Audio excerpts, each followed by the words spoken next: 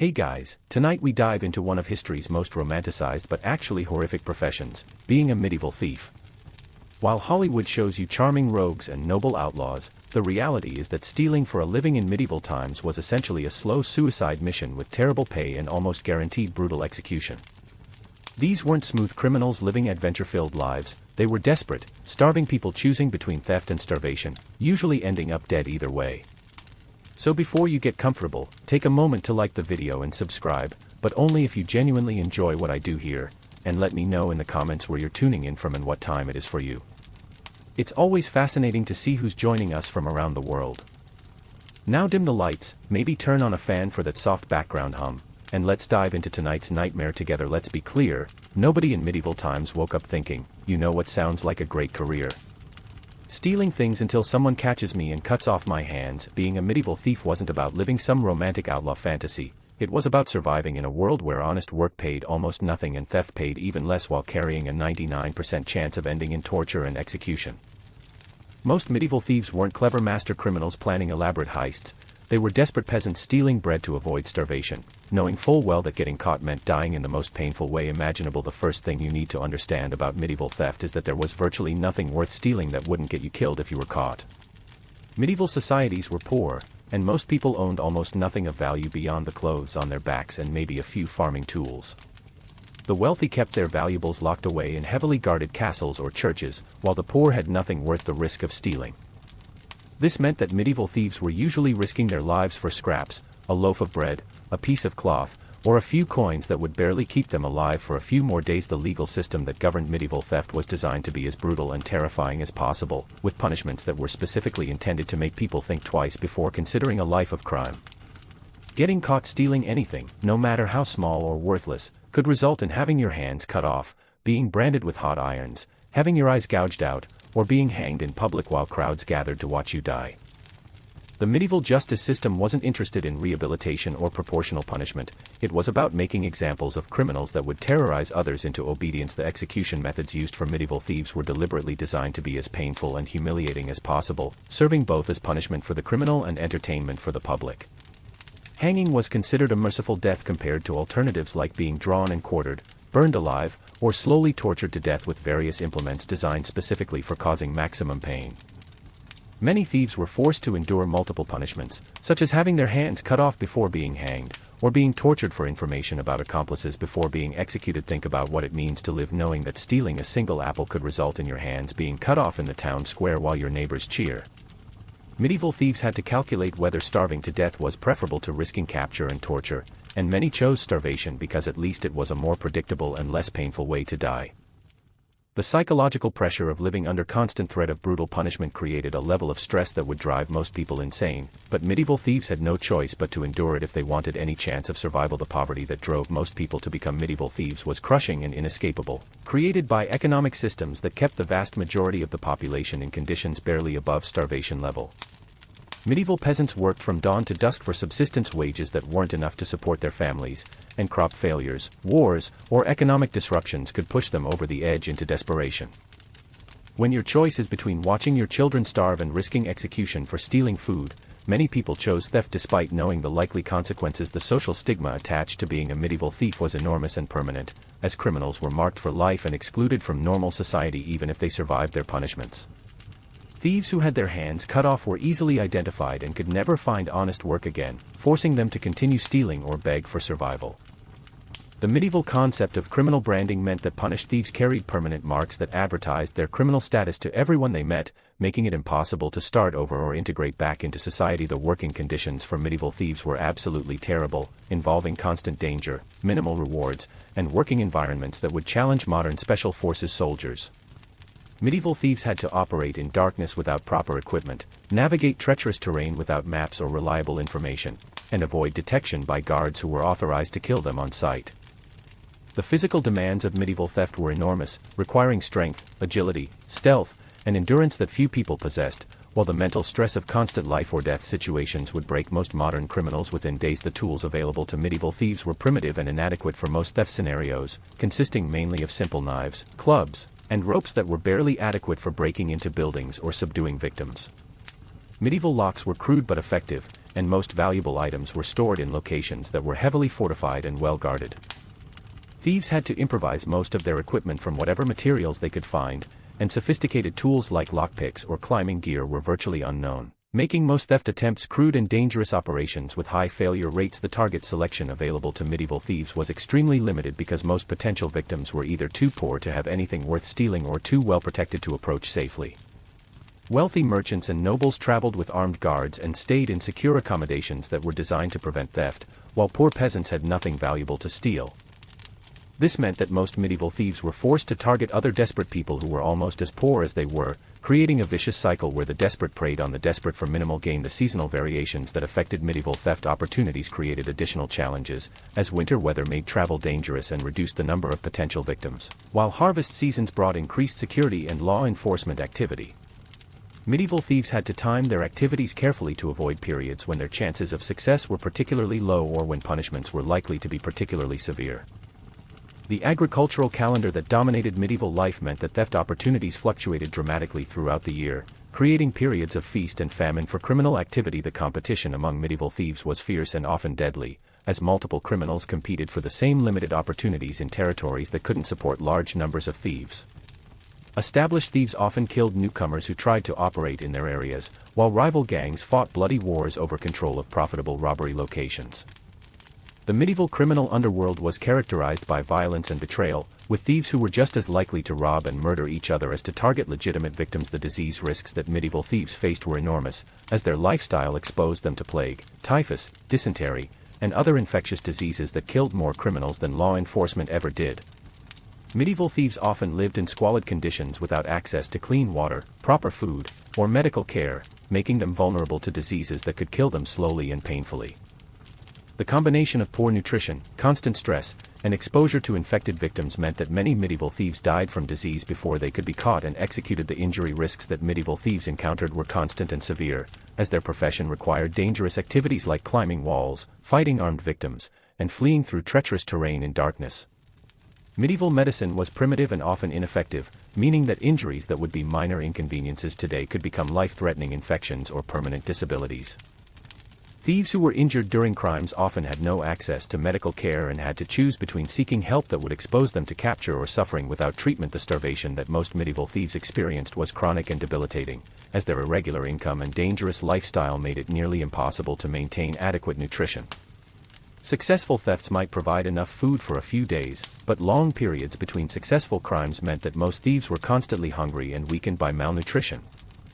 The irony of medieval theft was that criminals often starved while attempting to steal food, creating a desperate cycle where physical weakness made successful theft less likely while increasing the need for successful crimes. The sleep deprivation that medieval thieves endured was chronic and dangerous, as they had to work at night when most crimes occurred while also staying alert during the day to avoid capture by law enforcement or rival criminals.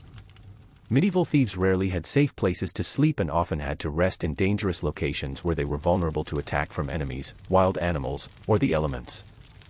The combination of irregular sleep schedules and constant stress created physical and mental exhaustion that impaired judgment and increased the likelihood of making fatal mistakes. The weather exposure that medieval thieves faced was brutal and often deadly, as their profession required them to operate outdoors in all conditions without adequate clothing or shelter.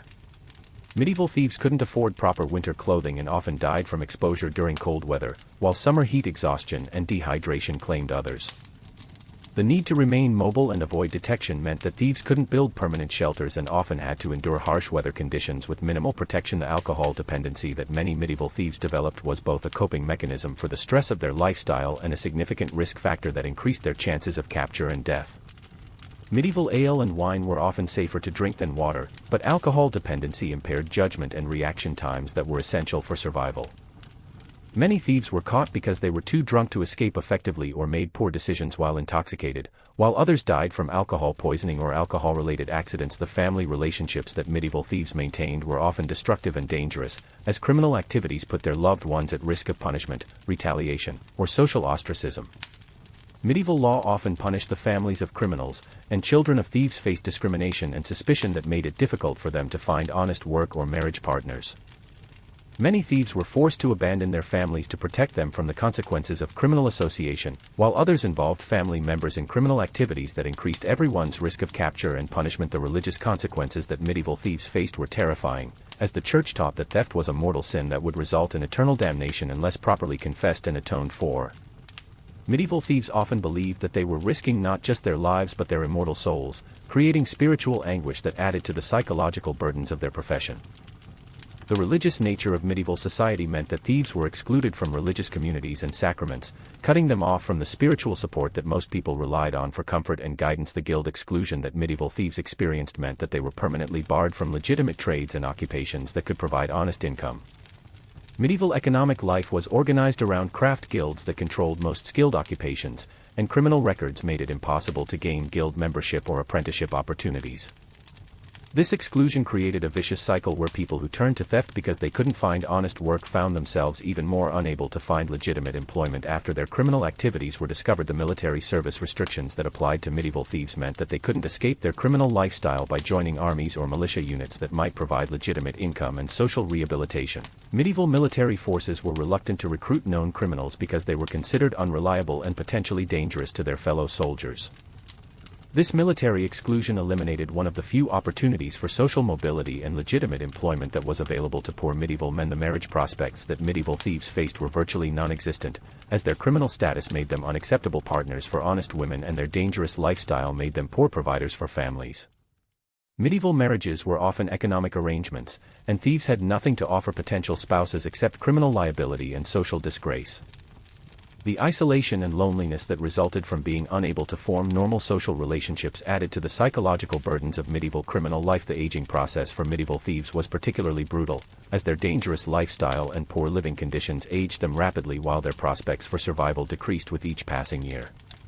Older thieves were less physically capable of the demanding activities that their profession required, while their accumulated criminal history made them high-priority targets for law enforcement.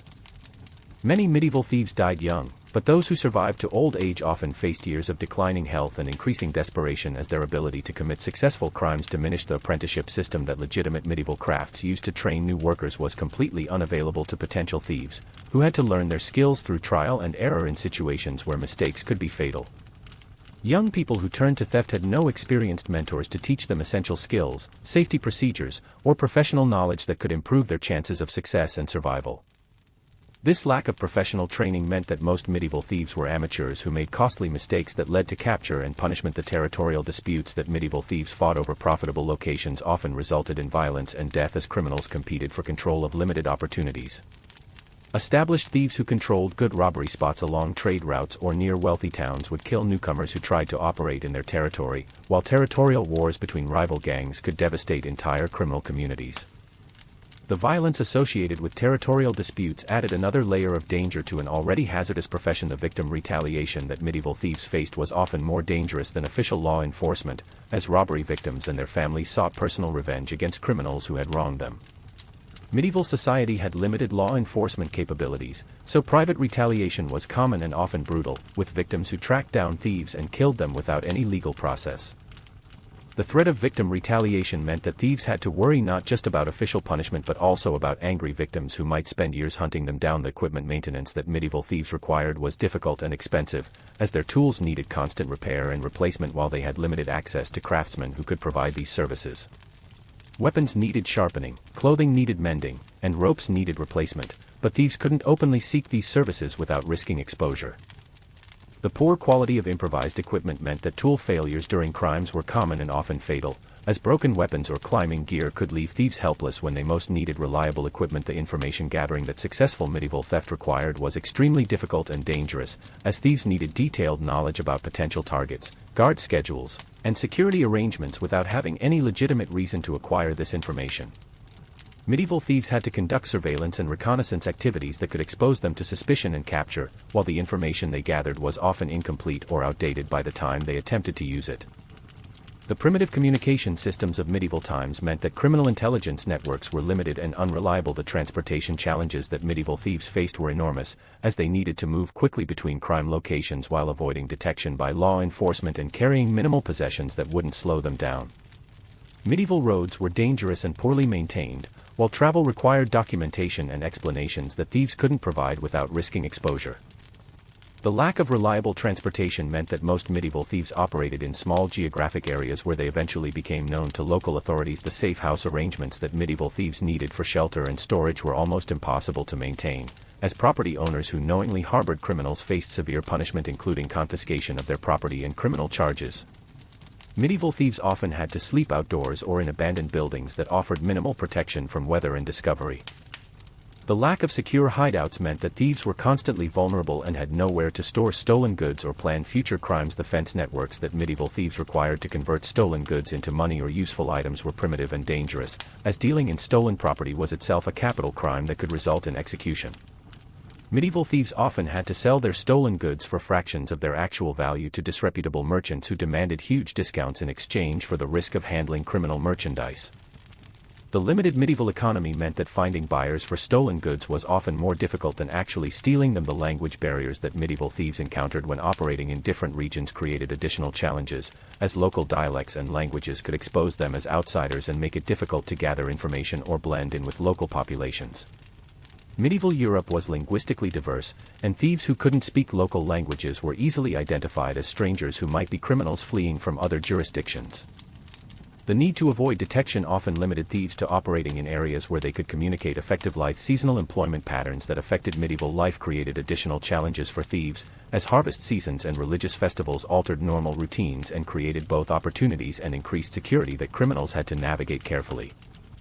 Medieval society followed agricultural and religious calendars that created predictable patterns of activity and security, but thieves who failed to understand these patterns could find themselves attempting crimes during periods when their chances of success were particularly low. The medical care access that medieval thieves needed for treating injuries and illnesses was virtually non-existent, as physicians and medical practitioners were reluctant to treat known criminals who couldn't pay for services and might bring legal trouble to their practices. Medieval thieves who were injured during crimes often had to treat themselves with primitive remedies or die from infections and complications that could have been easily treated with proper medical care.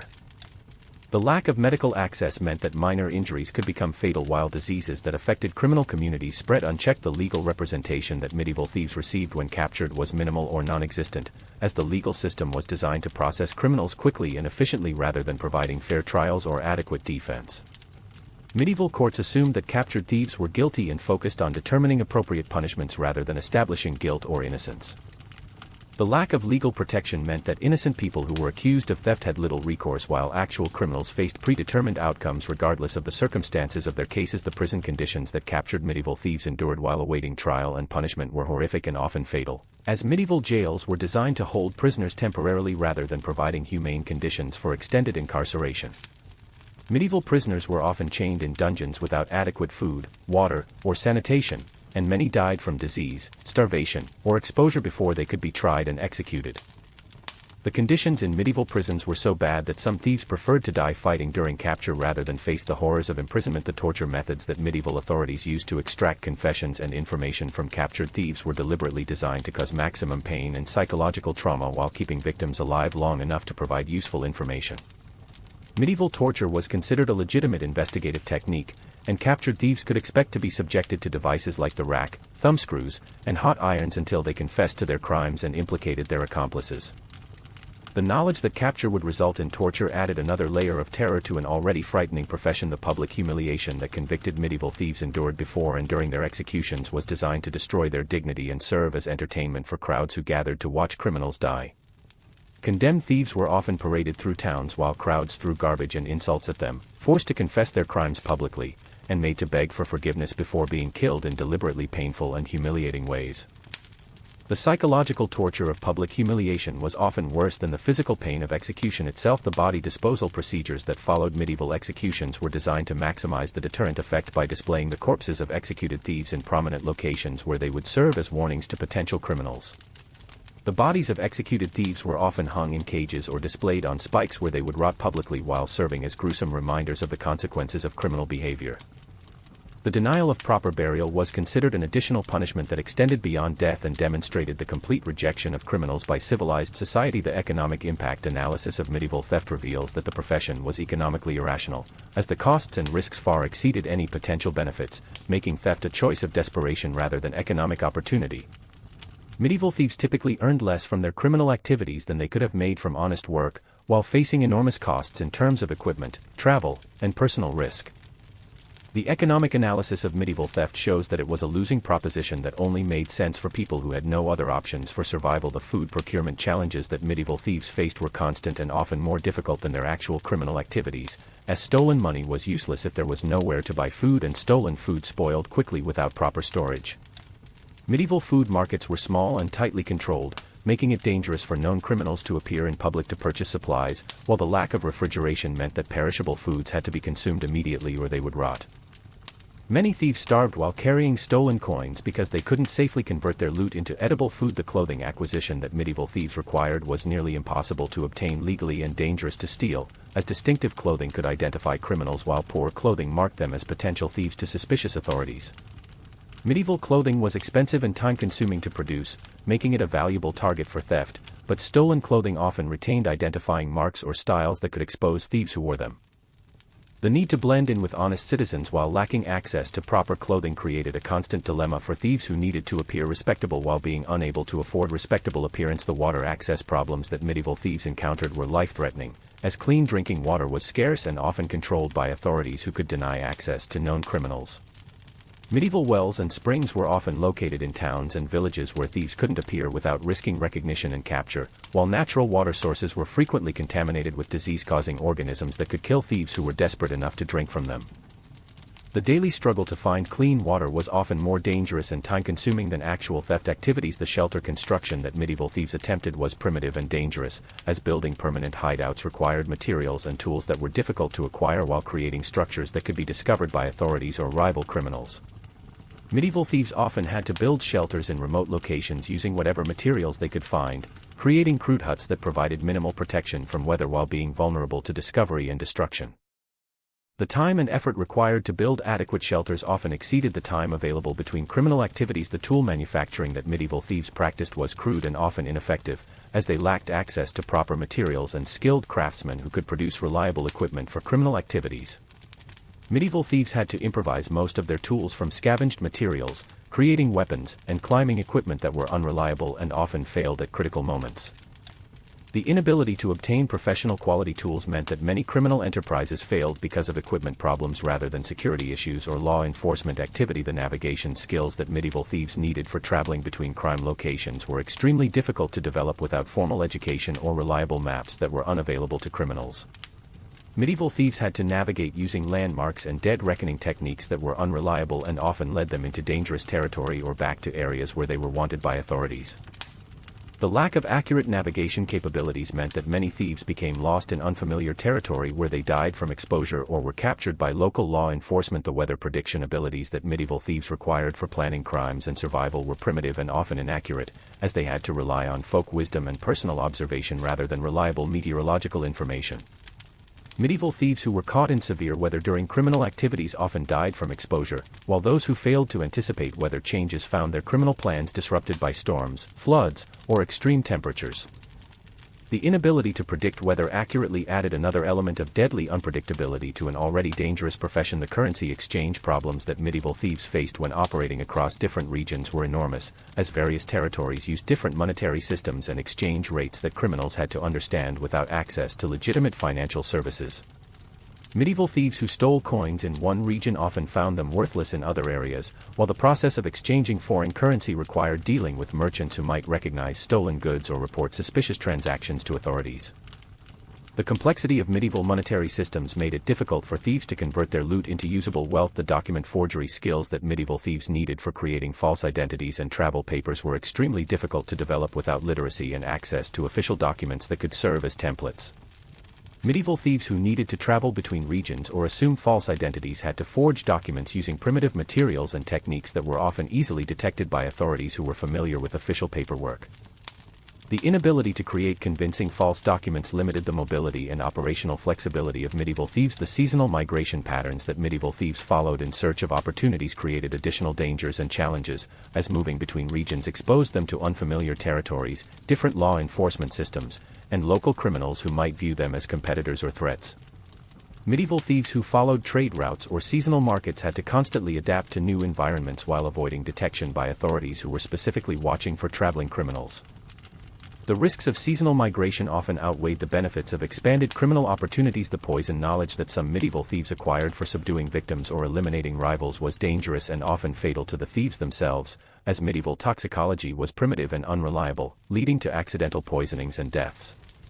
Medieval thieves who attempted to use poisons often killed themselves through exposure or miscalculation, while the acquisition of poisonous materials required dealing with dangerous suppliers who might be working with authorities. The use of poison added another layer of risk to criminal activities that were already extremely dangerous. The animal handling skills that medieval thieves needed for dealing with guard dogs, horses, and other animals that could interfere with criminal activities were difficult to develop and often inadequate for dealing with well-trained security animals. Medieval thieves who encountered guard dogs during burglaries often suffered serious injuries or were captured because they couldn't effectively neutralize animal security measures. The lack of effective animal handling techniques made many potential targets inaccessible to thieves who couldn't deal with animal defenders. The camouflage techniques that medieval thieves used for hiding from authorities and avoiding detection were primitive and often ineffective, as they lacked access to specialized materials and training that could help them blend into their environments. Medieval thieves had to create disguises and hiding methods using whatever materials were available, often producing camouflage that was easily detected by experienced trackers and law enforcement officers. The inability to effectively hide from pursuit meant that many thieves were captured shortly after committing crimes. The fire management skills that medieval thieves needed for cooking, warmth, and signaling were dangerous to practice, as uncontrolled fires could expose their locations to authorities while fire-making materials were difficult to obtain and maintain. Medieval thieves who needed fires for survival had to balance the necessity of warmth and cooking against the risk of discovery through smoke and light that could be seen from great distances. Many thieves died from exposure because they couldn't risk making fires that might reveal their locations. The first aid knowledge that medieval thieves required for treating injuries sustained during criminal activities was primitive and often inadequate for dealing with serious wounds and medical emergencies. Medieval thieves who were injured during crimes had to treat themselves using folk remedies and basic techniques that were often ineffective or dangerous, leading to infections and complications that could be fatal. The lack of medical knowledge meant that minor injuries often became life-threatening problems for thieves who couldn't seek professional medical care. The psychological warfare tactics that medieval thieves employed against victims and rivals were crude and often backfired, as they lacked sophisticated understanding of human psychology and behavior modification techniques. Medieval thieves who tried to intimidate victims or eliminate competition through psychological pressure often created enemies who would pursue them relentlessly rather than avoiding them. The primitive understanding of psychological manipulation meant that these tactics often made situations worse rather than better. The escape route planning that medieval thieves conducted before attempting crimes was often inadequate and based on incomplete information about terrain, obstacles, and pursuit capabilities of local law enforcement. Medieval thieves had to plan escape routes using limited knowledge of local geography and without reliable information about law enforcement response times and capabilities. Many thieves were captured because their escape plans failed or led them into dead ends where they could be easily cornered by pursuing authorities. The group coordination challenges that medieval thieves faced when working with accomplices were enormous, as criminal partnerships required trust and communication in environments where betrayal was common and communication was dangerous. Medieval thieves who worked in groups often found themselves betrayed by accomplices who sought to eliminate competition or curry favor with authorities by providing information about their partners.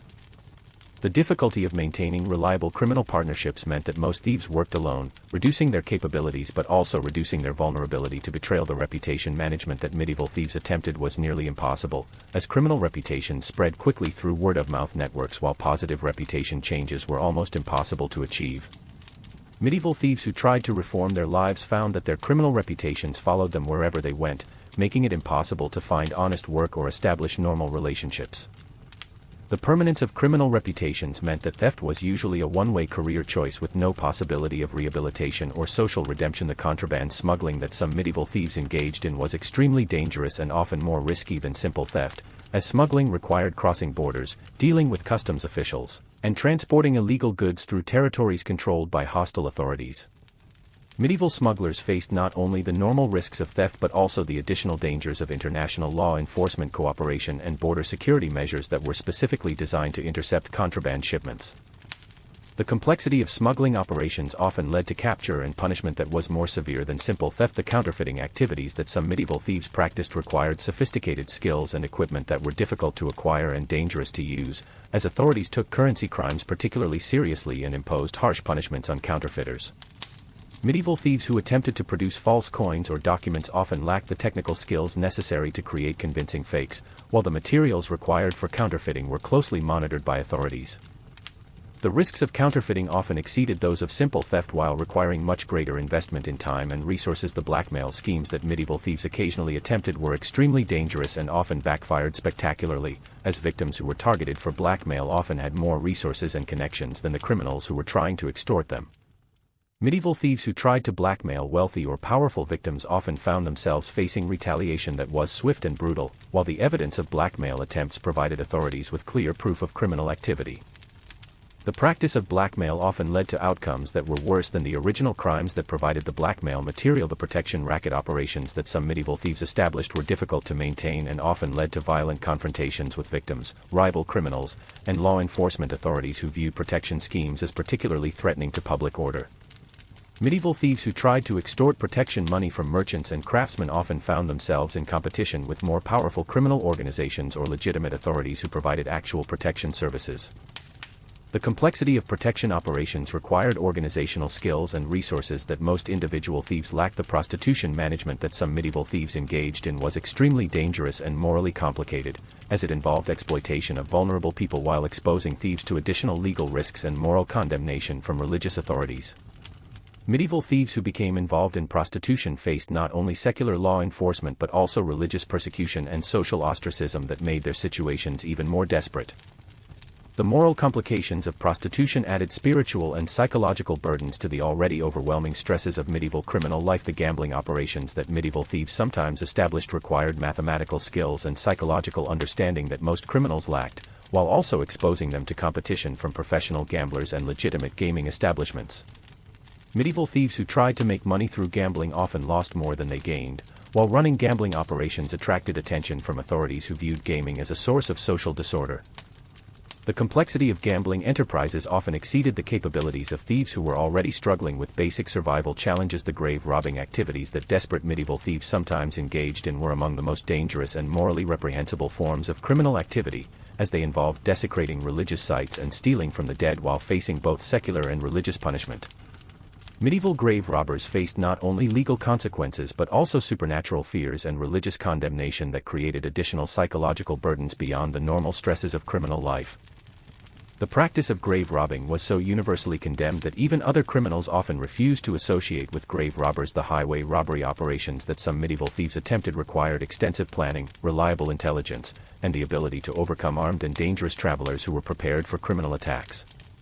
Medieval highway robbers had to identify profitable targets, plan ambush locations, and execute attacks against victims who were often better armed and trained than the criminals who attacked them. The risks of highway robbery were enormous, as failed attacks often resulted in immediate death rather than capture and trial. The piracy activities that coastal medieval thieves engaged in required maritime skills, vessels, and equipment that were expensive and difficult to acquire while also exposing pirates to naval law enforcement and international prosecution.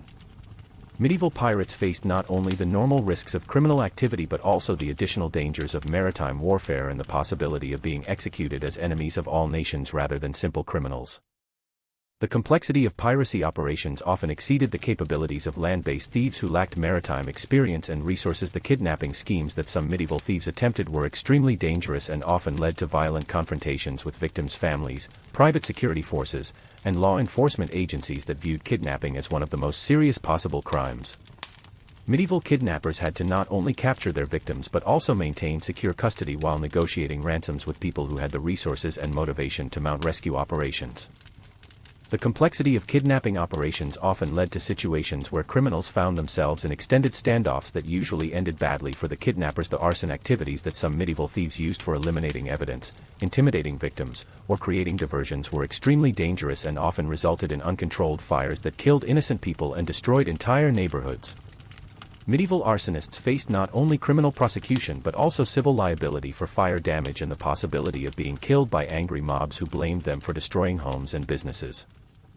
The unpredictable nature of fire made arson one of the most dangerous criminal activities that thieves could engage in. The espionage work that some medieval thieves engaged in for foreign powers or rival nobles was extremely dangerous and often led to charges of treason that carried death penalties even more severe than those for simple theft. Medieval thieves who became involved in espionage faced not only the normal risks of criminal activity but also the additional dangers of international intrigue and the possibility of being executed as enemy agents rather than common criminals. The complexity of espionage operations often exceeded the capabilities of thieves who lacked the education and connections necessary for effective intelligence work. So when we look at the complete picture of medieval theft, we see that it was essentially a form of slow suicide that offered minimal rewards while guaranteeing enormous risks and almost certain death. The romantic image of the clever thief living by his wits is completely at odds with the reality of desperate people choosing between starvation and execution, usually ending up dead either way. Medieval thieves weren't charming rogues, they were society's most desperate and doomed members, scraping for survival in a world where crime paid almost nothing while carrying a near-certain death sentence. The next time you see a movie about romantic medieval outlaws, remember that the reality was exactly the opposite. Medieval theft was a nightmare profession that destroyed everyone who practiced it, offering only brief postponement of inevitable death in exchange for a life of constant terror, suffering, and moral degradation that makes modern criminal life look like paradise. By comparison, the training methods that medieval thieves used to develop their criminal skills were primitive and often more dangerous than the actual crimes they were preparing to commit. Without formal apprenticeship systems or criminal schools, aspiring thieves had to learn through trial and error in situations where mistakes could be immediately fatal. Young thieves often practiced on targets that were beyond their skill level, leading to capture and execution during their learning phase when they were most vulnerable and least capable of successful escape. The recruitment processes that drew people into medieval theft were usually based on desperation rather than criminal ambition, as most thieves were forced into crime by circumstances beyond their control rather than choosing theft as a preferred career path. Medieval criminal organizations rarely recruited new members actively, preferring to work with known associates rather than risking exposure by training newcomers who might betray them to authorities for rewards or reduced sentences. The communication systems that medieval thieves used for coordinating crimes and sharing information were primitive and easily compromised, relying on word-of-mouth networks that were vulnerable to infiltration by law enforcement agents and rival criminals. Medieval thieves had no secure communication methods and often had to rely on intermediaries who might be working for authorities or competing criminal organizations. The territory mapping that medieval thieves conducted to identify opportunities and avoid dangers was crude and often inaccurate, as they lacked access to reliable maps and geographical information that could help them plan effective criminal operations. Medieval thieves had to create their own mental maps of criminal opportunities and law enforcement presence, often missing important details that could lead to capture or death. The timing coordination that medieval thieves required for successful group operations was extremely difficult to achieve without reliable timekeeping devices or communication systems that could synchronize multiple criminals' activities. Medieval thieves who attempted coordinated crimes often failed because they couldn't accurately time their activities, leading to situations where some criminals were caught while others escaped, or where timing failures led to complete mission failure. The evidence disposal that medieval thieves practiced after committing crimes was often inadequate and frequently led to their capture when authorities found incriminating materials or traced stolen goods back to their origins. Medieval thieves lacked sophisticated understanding of forensic evidence and often left trails that could be followed by experienced investigators who knew how to track criminal activities. The victim selection criteria that medieval thieves used for choosing targets were often based on incomplete information and wishful thinking rather than careful analysis of risk and reward factors. Medieval thieves frequently targeted victims who were poorer than expected or better protected than anticipated, leading to criminal attempts that yielded minimal rewards while exposing thieves to maximum danger. The escape vehicle maintenance that medieval thieves who used horses or carts for transportation had to perform was expensive and time-consuming, requiring veterinary knowledge and mechanical skills that most criminals lacked. Medieval thieves who relied on animals for transportation often found their escape plans disrupted by sick or injured animals that couldn't perform when needed. The weather contingency planning that medieval thieves needed for adapting their criminal activities to changing weather conditions was primitive and often inadequate for dealing with severe weather that could disrupt planned crimes or make escape impossible. Medieval thieves who failed to account for weather changes often found themselves trapped in dangerous situations where bad weather prevented escape while exposing them to capture. The injury prevention protocols that medieval thieves needed for avoiding accidents and injuries during criminal activities were non-existent, as thieves had no safety training or protective equipment that could reduce their risk of injury during dangerous operations. Medieval thieves who were injured during crimes often became liabilities to their accomplices and were frequently abandoned to die or be captured by authorities. The nutrition planning that medieval thieves required for maintaining their health and energy during criminal activities was extremely difficult to implement, as irregular income and constant movement made it nearly impossible to maintain adequate diets. Medieval thieves often suffered from malnutrition and vitamin deficiencies that impaired their physical and mental capabilities when they most needed to be at peak performance. The sleep schedule management that medieval thieves needed for balancing their nocturnal criminal activities with the need for rest and recovery was nearly impossible to maintain, as their irregular lifestyle and dangerous circumstances made it difficult to get adequate sleep. Medieval thieves often suffered from chronic sleep deprivation that impaired their judgment and reaction times when they needed to be most alert and capable. The stress management techniques that medieval thieves used for coping with the psychological pressures of their lifestyle were primitive and often involved alcohol or other substances that further impaired their capabilities. Medieval thieves had no access to modern stress management techniques and often developed psychological problems that made their already difficult lives even more challenging. The financial planning that medieval thieves attempted for managing their irregular income and preparing for periods without successful crimes was nearly impossible to implement effectively. Medieval thieves had no access to banking services or investment opportunities and often spent their criminal proceeds immediately rather than saving for future needs. The relationship management that medieval thieves practiced for maintaining connections with accomplices, fences, and other criminal associates was complicated by the constant threat of betrayal and the need to avoid creating evidence that could be used against them. Medieval thieves often found that their criminal relationships were more dangerous than beneficial, as associates could become enemies or informants at any time. The health maintenance that medieval thieves required for staying physically fit and mentally sharp was extremely difficult to achieve given their lifestyle and circumstances. Medieval thieves had no access to regular medical care, proper nutrition, or safe living conditions that could help them maintain their health over extended periods. The skill development that medieval thieves needed for advancing their criminal capabilities was limited by lack of training opportunities and the high risk of practicing advanced techniques. Medieval thieves who tried to develop more sophisticated criminal skills often exposed themselves to additional dangers without significantly improving their success rates. The technology adaptation that medieval thieves had to perform for keeping up with advances in security systems and law enforcement techniques was nearly impossible given their limited resources and education. Medieval thieves often found that their methods became obsolete as security improvements made their techniques ineffective. The retirement planning that medieval thieves attempted for eventually leaving criminal life was virtually impossible to implement, as their criminal records and lack of legitimate skills made it nearly impossible to transition to honest work. Medieval thieves who tried to retire from criminal life often found themselves forced back into crime by economic necessity and social exclusion. The legacy management that medieval thieves considered for protecting their families and dependents from the consequences of their criminal activities was extremely limited and often ineffective. Medieval thieves had few options for providing for their families after their deaths and often left their loved ones in worse situations than before. The risk assessment protocols that medieval thieves used for evaluating potential crimes and avoiding excessive danger were primitive and often based on superstition rather than rational analysis. Medieval thieves often made poor decisions about which crimes to attempt and which risks to avoid, leading to unnecessary exposure to danger. The contingency planning that medieval thieves developed for dealing with unexpected situations during crimes was usually inadequate and often failed when actually needed. Medieval thieves who encountered unexpected complications during criminal activities often panicked or made poor decisions that led to capture or death. The intelligence gathering that medieval thieves conducted for learning about targets, security measures, and law enforcement activities was limited by their lack of legitimate reasons for acquiring information and their limited access to reliable sources. Medieval thieves often operated with incomplete or inaccurate information that led to failed criminal attempts. The operational security that medieval thieves maintained for protecting their identities and avoiding detection was primitive and often ineffective against experienced law enforcement investigators.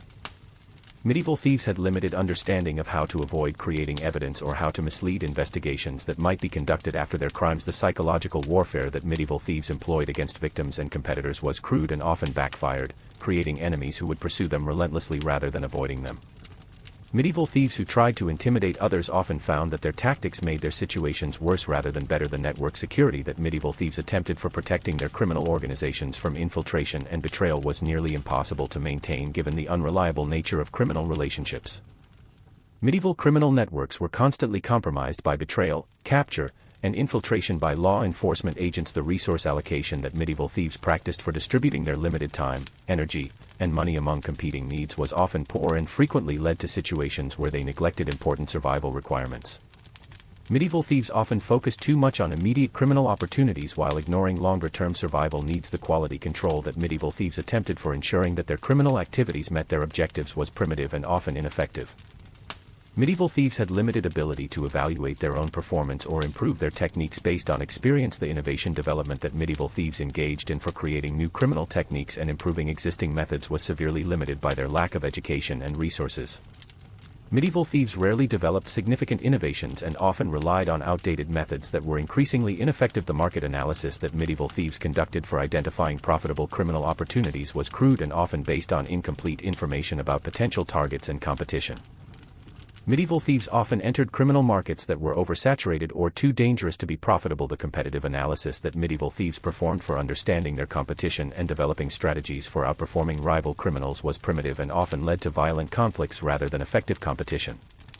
Medieval thieves often responded to competition with violence rather than innovation or improved performance. The strategic planning that medieval thieves attempted for developing long-term approaches to their criminal careers was nearly impossible to implement given the short-term survival focus that their circumstances required. Medieval thieves rarely had the luxury of long-term planning and often made decisions based on immediate needs rather than strategic considerations. The performance measurement that medieval thieves used for evaluating their success and identifying areas for improvement was crude and often focused on immediate survival rather than overall effectiveness.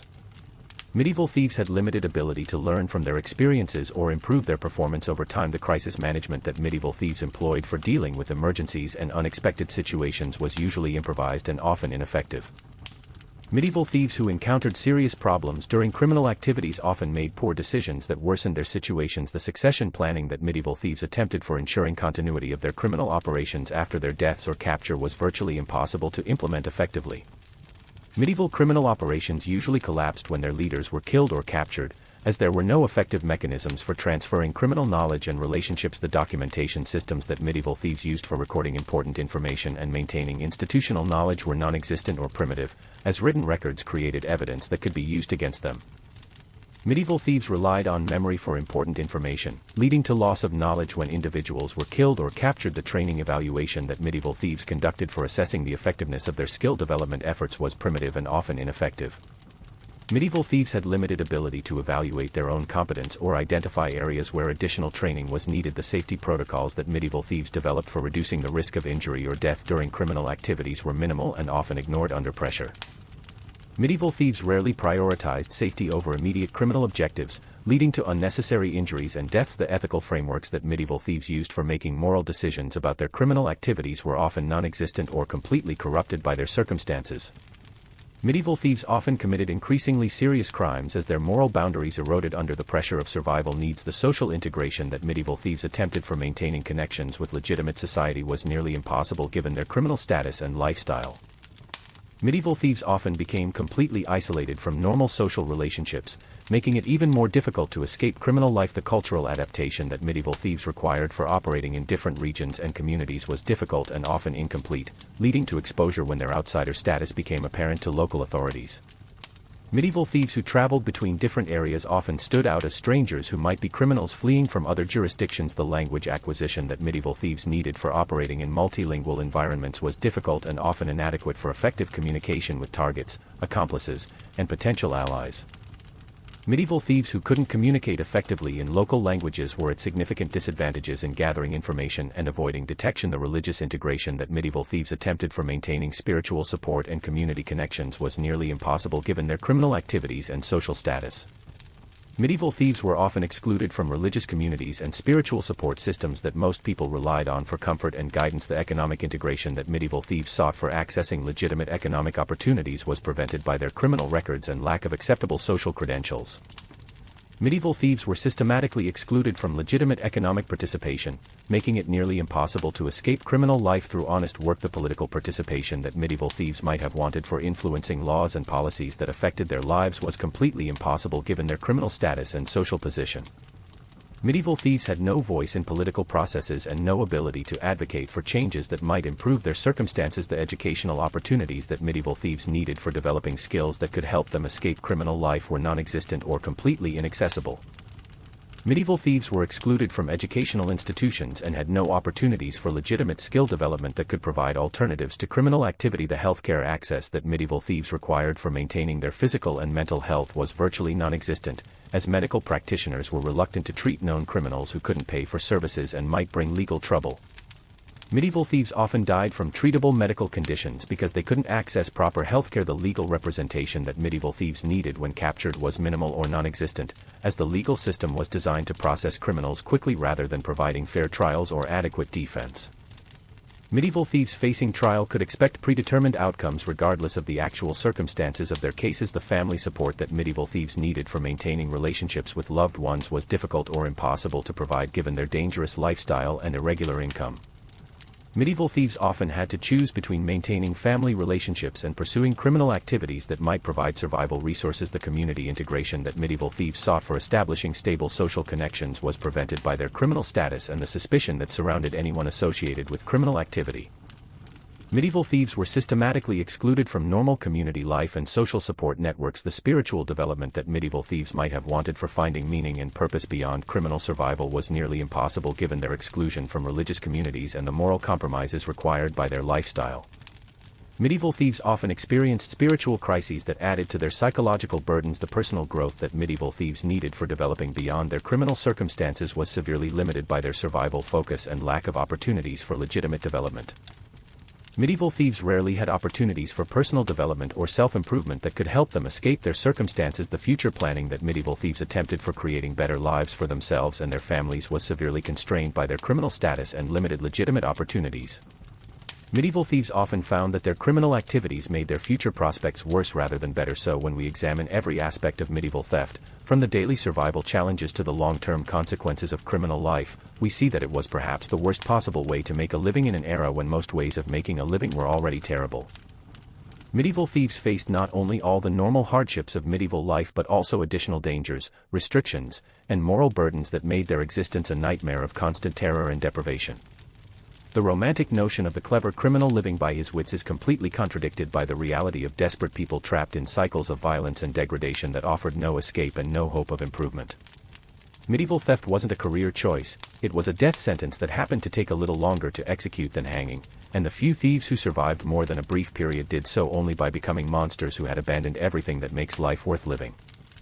The next time someone suggests that medieval thieves had exciting, adventurous lives, remind them that the reality was exactly the opposite. Medieval theft was systematic self-destruction disguised as survival, offering nothing but suffering, degradation, and inevitable death to anyone foolish or desperate enough to attempt it. The equipment standardization that medieval thieves attempted for maintaining consistent tool quality and reliability was nearly impossible to achieve given their limited resources and lack of access to skilled craftsmen who could produce professional-grade criminal equipment. Medieval thieves often had to work with whatever tools they could steal or improvise, leading to equipment failures at critical moments when their lives depended on reliable gear. The maintenance schedules that medieval thieves needed for keeping their tools and equipment in working condition were difficult to maintain given their irregular lifestyle and lack of proper facilities for equipment care. Medieval thieves often found that their weapons became dull, their ropes rotted, and their climbing gear weakened at precisely the moments when they needed them most. The backup planning that medieval thieves required for dealing with equipment failures and unexpected complications was usually inadequate and often led to mission failures when primary plans fell apart. Medieval thieves rarely had sufficient resources to maintain backup equipment or alternative plans that could save them when their initial approaches failed. The surveillance detection that medieval thieves needed for identifying when they were being watched or followed by law enforcement was primitive and often ineffective against skilled investigators who knew how to track criminals without being detected. Medieval thieves often walked into traps because they couldn't recognize when they were under surveillance. The counter-surveillance techniques that medieval thieves used for avoiding detection by law enforcement were crude and often ineffective against experienced investigators who understood criminal behavior patterns.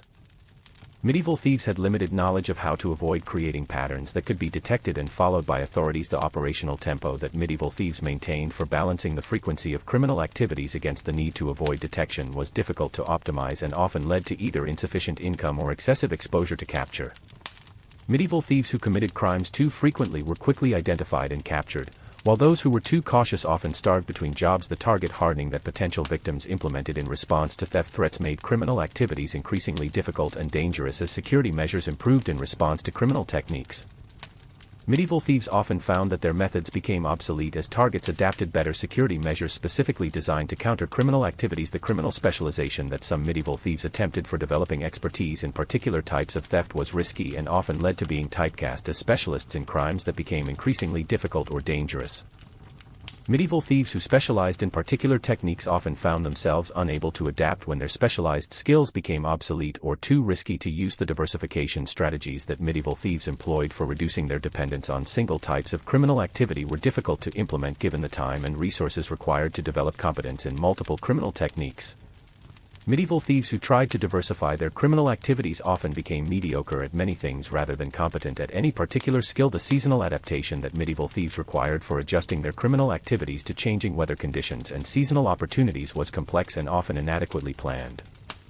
Medieval thieves who failed to adapt their methods to seasonal changes often found themselves attempting crimes during periods when their techniques were particularly ineffective or dangerous. The geographic mobility that medieval thieves needed for avoiding detection by moving between different territories was expensive and dangerous, as travel exposed them to unfamiliar law enforcement systems and territorial disputes with local criminals. Medieval thieves who tried to operate in multiple regions often found themselves vulnerable to capture by authorities who specialized in tracking traveling criminals. The identity management that medieval thieves attempted for maintaining false identities and avoiding recognition was primitive and often easily defeated by authorities who had experience identifying criminals trying to assume false identities. Medieval thieves had limited ability to create convincing false identities and often exposed themselves by failing to maintain consistent cover stories. The information security that medieval thieves practiced for protecting sensitive information about their criminal activities was inadequate and often led to their capture when information fell into the hands of authorities or rival criminals. Medieval thieves had no secure methods for storing or transmitting sensitive information and often compromised themselves through careless information handling. The recruitment security that medieval thieves attempted for safely adding new members to criminal organizations was nearly impossible to achieve given the risks of infiltration by law enforcement agents or informants. Medieval thieves who tried to expand their operations often found that new recruits were actually working for authorities or rival criminal organizations. The financial security that medieval thieves sought for protecting their criminal proceeds from theft by other criminals or confiscation by authorities was extremely difficult to achieve given their limited access to secure storage methods. Medieval thieves often lost their criminal proceeds to other criminals or had their assets confiscated by authorities who could seize any property associated with criminal activity. The communication security that medieval thieves required for safely coordinating criminal activities was primitive and vulnerable to interception by authorities who monitored known criminal communication methods. Medieval thieves often exposed themselves and their accomplices by using insecure communication methods that could be monitored or infiltrated by law enforcement. The operational compartmentalization that medieval thieves attempted for limiting the damage from capture or betrayal of individual criminals was difficult to maintain given the small size of most criminal organizations and the need for coordination between different criminal activities. Medieval thieves rarely had sufficient organizational structure to effectively compartmentalize their operations. The damage control that medieval thieves practiced for limiting the consequences of failed criminal operations was usually inadequate and often led to cascading failures that destroyed entire criminal organizations. Medieval thieves who were captured often provided information that led to the capture of their accomplices and the destruction of their criminal networks. The recovery planning that medieval thieves developed for rebuilding their criminal capabilities after setbacks was usually inadequate and often impossible to implement given their limited resources and the permanent consequences of criminal exposure. Medieval thieves who were identified by authorities rarely had opportunities to rebuild their criminal operations. The succession planning that medieval thieves attempted for ensuring continuity of criminal operations after the death or capture of key leaders was virtually impossible to implement effectively given the personal nature of criminal relationships and the lack of institutional structure in criminal organizations. Medieval criminal operations usually collapsed completely when their leaders were eliminated. The legacy protection that medieval thieves sought for preserving their criminal knowledge and protecting their families from the consequences of their criminal activities was extremely limited and often ineffective. Medieval thieves had few options for transferring criminal knowledge to successors or protecting their families from retaliation by victims or authorities. The reputation management that medieval thieves practiced for maintaining their credibility in criminal circles while avoiding unwanted attention from authorities was extremely difficult and often counterproductive.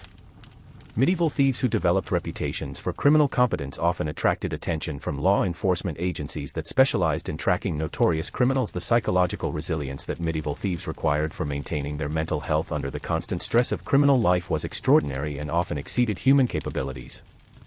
Medieval thieves often developed mental health problems that impaired their judgment and increased their vulnerability to capture or death. The moral flexibility that medieval thieves needed for committing increasingly serious crimes as their circumstances became more desperate was psychologically damaging and often led to complete moral collapse. Medieval thieves often found that their criminal activities required them to abandon fundamental moral principles that gave meaning to human existence. The social camouflage that medieval thieves attempted for blending into legitimate society while maintaining their criminal activities was extremely difficult and often ineffective against experienced observers who could identify suspicious behavior patterns. Medieval thieves rarely had sufficient knowledge of legitimate social customs to convincingly blend into normal society. The cultural assimilation that medieval thieves required for operating effectively in different communities was complex and often incomplete, leading to exposure when their outsider status became apparent to local residents who were suspicious of strangers.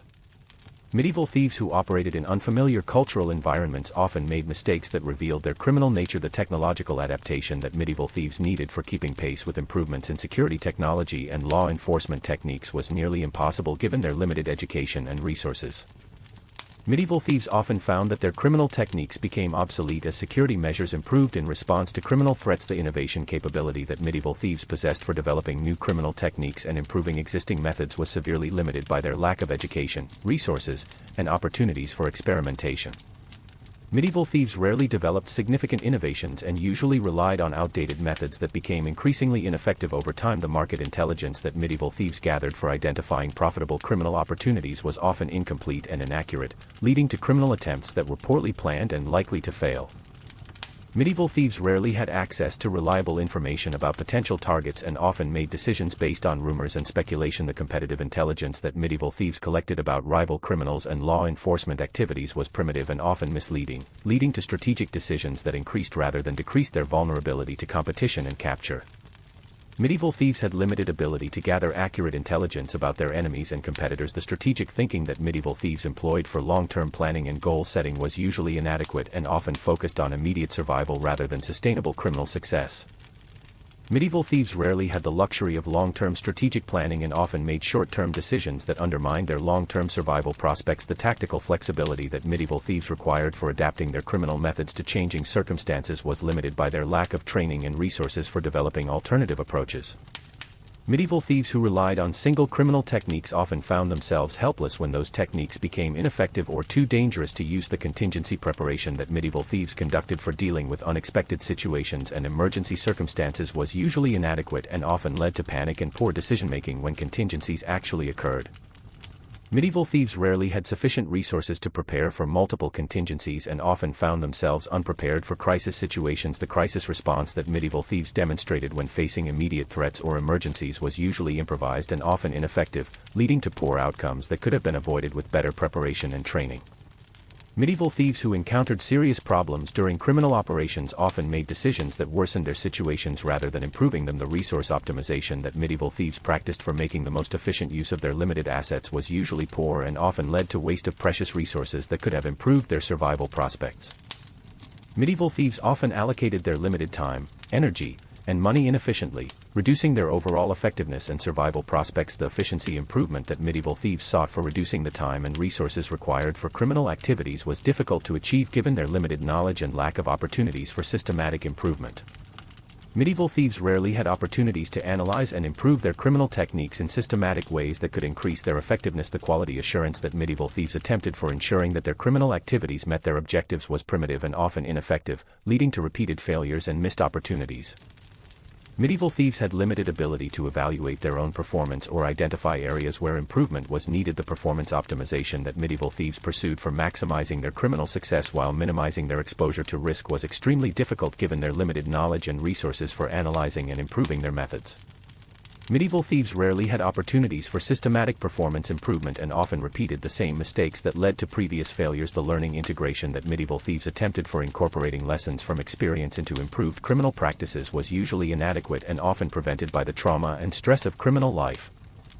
Medieval thieves who survived criminal operations often failed to learn from their experiences because they were too focused on immediate survival to engage in systematic learning. The knowledge transfer that medieval thieves practiced for sharing criminal expertise with associates and successors was usually informal and often incomplete, leading to loss of criminal knowledge when experienced thieves were killed or captured.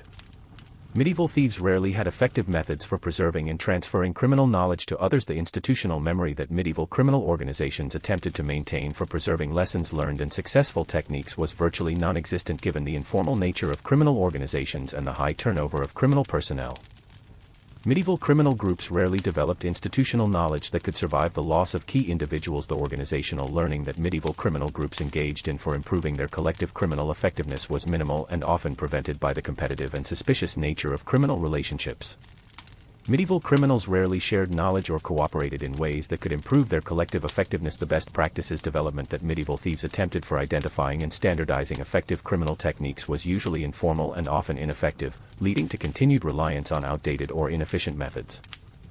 Medieval thieves rarely developed systematic approaches to improving their criminal practices. The process improvement that medieval thieves pursued for streamlining their criminal operations and reducing unnecessary risks was usually limited by their lack of analytical skills and systematic thinking.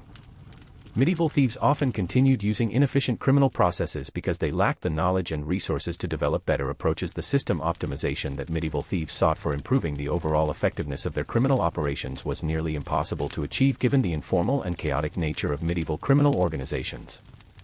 Medieval thieves rarely had sufficient organizational structure to engage in systematic optimization of their criminal systems. The workflow management that medieval thieves attempted for coordinating complex criminal operations involving multiple participants was usually poor and often led to operational failures when coordination broke down.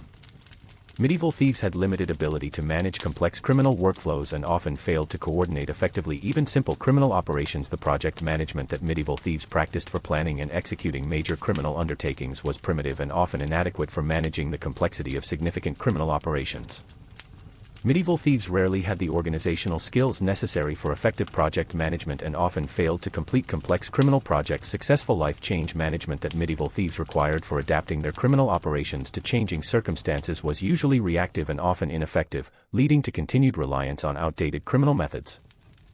Medieval thieves rarely had the capability to proactively manage change in their criminal operations and often found themselves unable to adapt to changing circumstances. So when we consider the totality of medieval theft as both a profession and a way of life, we must conclude that it represented one of the most comprehensive forms of human suffering ever devised, combining immediate physical danger with long-term psychological damage, social exclusion, spiritual corruption, and inevitable destruction. Medieval thieves didn't just risk their lives for money. They systematically destroyed every aspect of human existence that makes life worth living, including relationships, moral integrity, social connection, spiritual meaning, and hope for the future. The criminal life that seems exciting in fiction was actually a form of gradual suicide that consumed everything good about human existence while offering nothing in return except brief postponement of inevitable death. Medieval theft wasn't just a bad career choice, it was comprehensive human degradation disguised as survival strategy. And anyone who chose it was essentially choosing to destroy themselves in the slowest and most painful way possible while inflicting suffering on everyone around them. The romantic image of the medieval thief as a charming rogue is not just inaccurate, it's an insult to the memory of the countless desperate people who were driven to this nightmare existence by circumstances beyond their control and who died horrible deaths while trying to scrape together enough resources to survive another day in a world that offered them no legitimate alternatives to crime and starvation.